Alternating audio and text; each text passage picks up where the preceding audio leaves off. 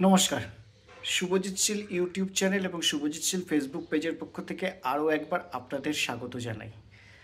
আজকে কলকাতার এমন একটা রাস্তা আপনাদের নিয়ে যাব, যে রাস্তাটিতে একসময় বাস করতেন বাংলার নবজাগরণের অন্যতম একজন মানুষ, এবং সেই মানুষটিকে আমরা বাঙালিরা হয়তো ভুলতে বসেছি।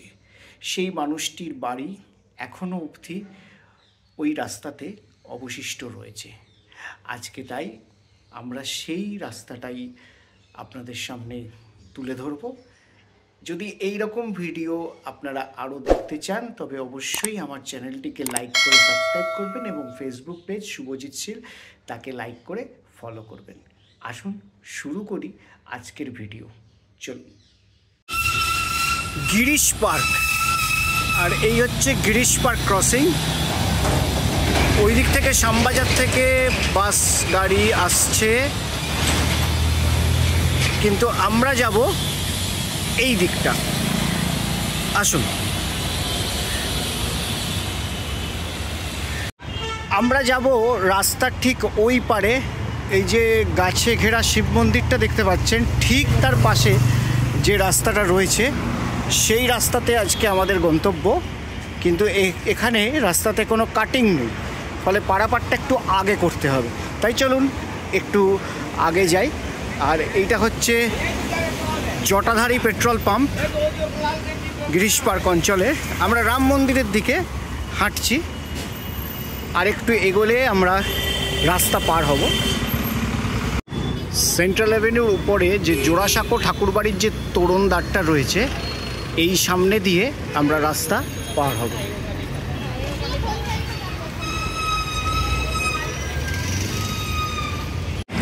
আমরা ওই দিক দিয়ে এলাম, এসে ওই যে ওই পারে যেমন দেখাচ্ছিলাম জটাধারী পেট্রোল পাম্প দিয়ে ওই সাইড দিয়ে আমরা এলাম, এসে প্রবেশ করব এই রাস্তাটা।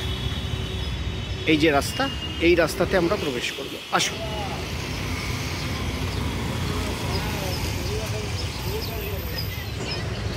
রাস্তায় প্রবেশ করে ডান দিকে একটি কালী মন্দির চোখে পড়বে, যে কালী মন্দিরটি বারাণসী কালী মন্দির বলে পরিচিত। রাস্তার নাম বারাণসী ঘোষ স্ট্রিট, দেখতে পাচ্ছেন। এই রাস্তার নাম বারাণসী ঘোষ স্ট্রিট, জোড়াসাঁকো অঞ্চলের এই রাস্তা।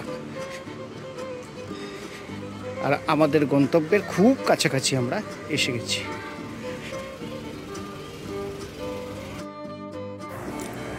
রাস্তা দিয়ে হাঁটতে হাঁটতে ডান দিকে একটু রাস্তাটা ঘুরলেই 27 নম্বর বারাণসী ঘোষ স্ট্রিট।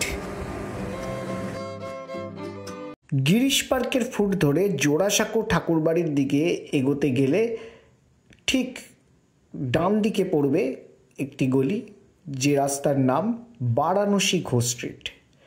সেই গলির সামনে একটি শিব মন্দির রয়েছে এবং তার ভিতরে একটি কালী মন্দির রয়েছে। সেই রাস্তা দিয়ে দুপা গেলেই মিলবে কালীপ্রসন্ন সিংহের বাড়ি। কালীপ্রসন্ন সিংহ জন্ম 23শে ফেব্রুয়ারি 1840 এবং মৃত্যুদিন 24শে জুলাই 1870। ছিলেন একজন ভারতীয় বাঙালি লেখক ও সমাজসেবক। বাংলা সাহিত্যে তার 2 অমর অবদান সমূহের জন্য চিরস্মরণীয় হয়ে আছেন।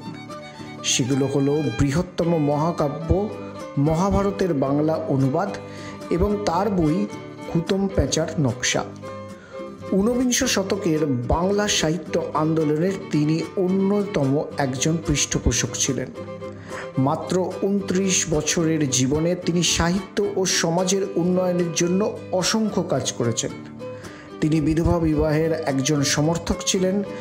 বহু বিধবা দুঃখিনীর জীবন পরিবর্তনের জন্য তিনি অকাতরে দান করেছেন। ঈশ্বরচন্দ্র বিদ্যাসাগরের প্রিয় ছাত্র ছিলেন তিনি। কালীপ্রসন্ন সিংহের সবথেকে বড় কীর্তি হল তার সম্পাদনায় 18 পর্ব মহাভারত গদ্য আকারে বাংলায় অনুবাদ করা হয়েছে, যা এখনও ব্যাপকভাবে পঠিত এবং প্রকাশিত হয়। পুরো প্রকল্পটি ঈশ্বরচন্দ্র বিদ্যাসাগর দ্বারা পরিদর্শিত হয়। এই অনুবাদটি 1858 থেকে 1866 ভিতরে প্রকাশিত হয়েছিল। কালীপ্রসন্ন বিনামূল্যে মহাভারত বিতরণ করেছিলেন। কালীপ্রসন্ন এই বিপুল খরচ বহন করতে তার বিভিন্ন মহল অর্থাৎ নিজস্ব মালিকানাধীন জমি বিক্রয় করে দিয়েছিলেন। তিনি তার রচিত মহাভারত অনুবাদটি মহারানী ভিক্টোরিয়াকে উৎসর্গ করেছিলেন। তিনি পবিত্র হিন্দু ধর্মগ্রন্থ শ্রীমদ্ ভগবদ্ গীতারও অনুবাদ করেছিলেন, যা তার মৃত্যুর পরে প্রকাশিত হয়। হুতম প্যাঁচার নকশা কালীপ্রসন্ন সিংহ রচিত আধুনিক বাংলা সাহিত্যের গোড়াপত্তনকালীন পর্যায়ে রচিত একটি গদ্য উপাখ্যান, যা তিনি হুতম প্যাঁচা ছদ্মনামে লিখেছেন।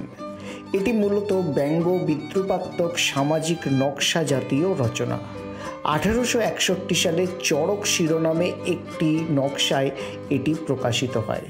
পরবর্তীতে 1863 সালে প্রথম ভাগ এবং 1864 সালে দ্বিতীয় ভাগ প্রকাশিত হয়। এই বাড়িতেই একটা সময় সারি সারি পণ্ডিতেরা বসে থাকতেন এবং একটি ছেলে তাদেরকে ডিকটেশন দিতেন। লেখা হচ্ছে বাংলায় মহাভারত 18টা খণ্ডে। স্রষ্টা কালীপ্রসন্ন সিংহ, রাজা নন্দলাল সিংহের পুত্র। এক অদ্ভুত বহুমুখী প্রতিভার মানুষ ছিলেন এই কালীপ্রসন্ন সিংহ। একদিকে যেমন সমাজ সংস্কারক, অন্যদিকে বিধবা বিবাহ